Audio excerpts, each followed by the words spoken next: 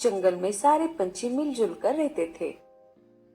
कभी किसी पंछी को किसी चीज की जरूरत पड़ती तो वो अवश्य एक दूसरे की मदद किया करते। जंगल के बीचों बीच पंछियों का पंछी मार्ट बनाया गया था, जिसमें सब मिलजुल कर कोई न कोई व्यापार करते। मीनू चिड़िया अनाज बेचती, रानू चिड़िया लकड़ी बेचती और इधर कालू कौवा अलग अलग प्रकार की मछलियाँ बेचता। उसी जंगल में लाडो चिड़िया एक बरगद के पेड़ पर अपने पति के साथ घोंसला बनाकर रहती। उसके पति चील राजा के महल में नौकर थे।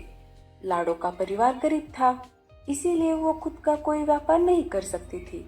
इस वजह से वो कालू कौवे को काम में मदद किया करती थी। दिन के आखिर में कालू उसे अपने काम का मुआवजा देता। हाय रे, ये क्या हो गया? मेरे अंडे कहाँ गायब हो गए? कितने दिनों बाद मैं माँ बनने जा रही थी, पर किसी को ये देखा ना गया। कौन है जिसने मेरे अंडे चुराए हैं? मैं उसे नहीं छोड़ूंगी। अब तक तो जंगल में सब कुशल मंगल चल रहा था और दिन की शुरुआत में ही सब जगह पर रोने और चिल्लाने की आवाजें आने लगी। हे ऊपर वाले, मेरे भी अंडे किसी ने चोरी कर लिए। अब मैं क्या करूं? अजी, ये अचानक क्या हो रहा है? ये जंगल में सुबह सुबह पंछियों के रोने की आवाजें क्यों आ रही है? हाँ, मैं भी यही सोच रहा था। चलो चलकर देखते हैं। लाडो और बल्लू चिड़ा रानू चिड़िया के पास आ जाते हैं। अरे रानू, क्या हो गया? तुम रो क्यों रही हो? तुम्हें क्या बताऊं लाडो, मैंने कल 2 अंडे दिए थे, इसीलिए मैं बहुत खुश थी। मैं उसका बहुत अच्छे से ख्याल भी रखती थी, पर जैसे ही मैंने सुबह उठकर देखा तब मेरे अंडे गायब हो गए थे। उन सब की बातें मीनू मौसी ऊपर से सुन रही थी।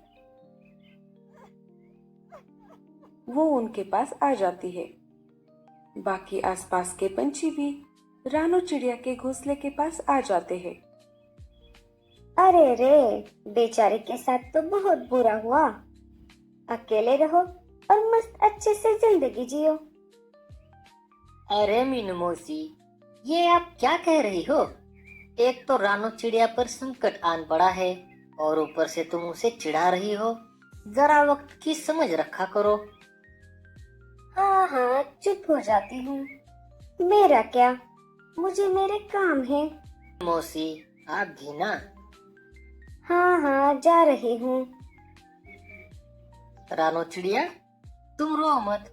बाजार जाते जाते मैं तुम्हारी फरियाद राजा जी के पास कर दूंगा। वो जरूर इसका हल ढूंढ निकालेंगे। हाँ हाँ कालू, ये अच्छी बात है। चलो मैं भी तुम्हारे साथ चलता हूँ। सारे अपने अपने कामों के लिए निकल पड़ते हैं। रात हो जाती है।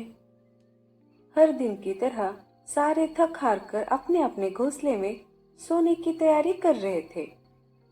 सारे पंछी सो गए।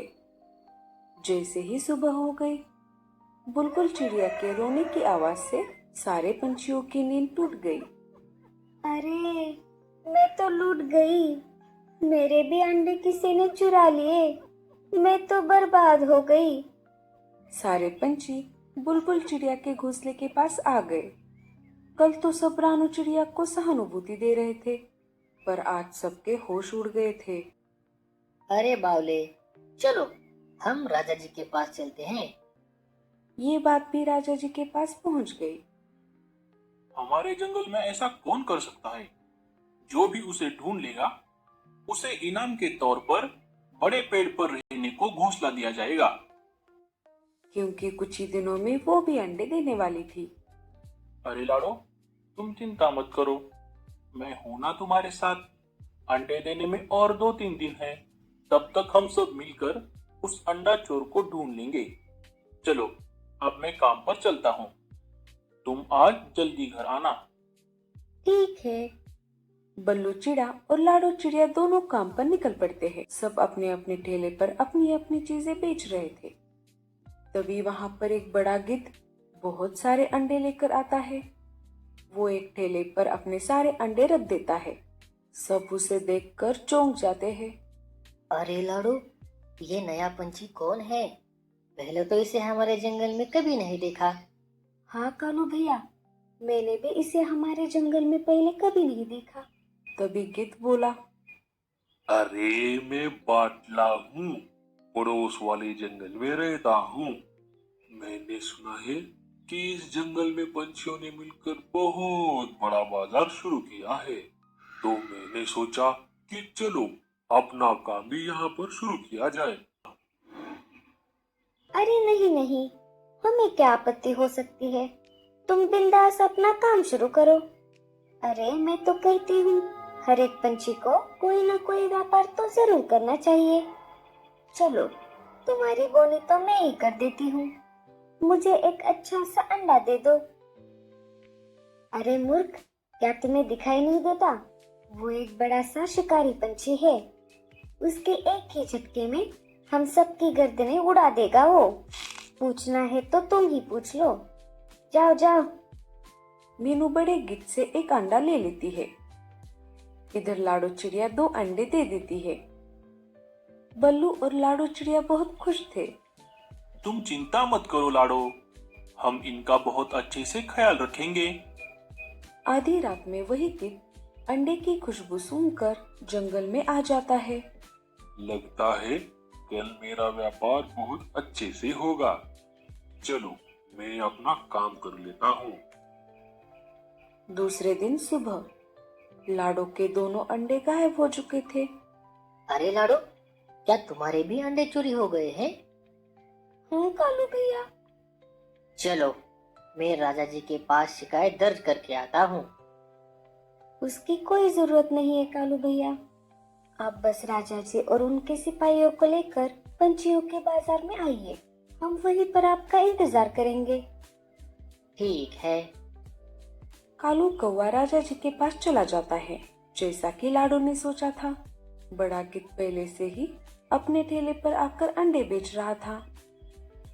अंडे ले लो अंडे, अंडे गर्मा गरम, अंडे गर्मा गरम, ताजे ताजे अंडे ले लो, अंडे गर्मा गरम, अंडे गर्मा गरम, ले लो भाइयों ले लो। तो कौवा राजा जी को लेकर बाजार में आ जाता है।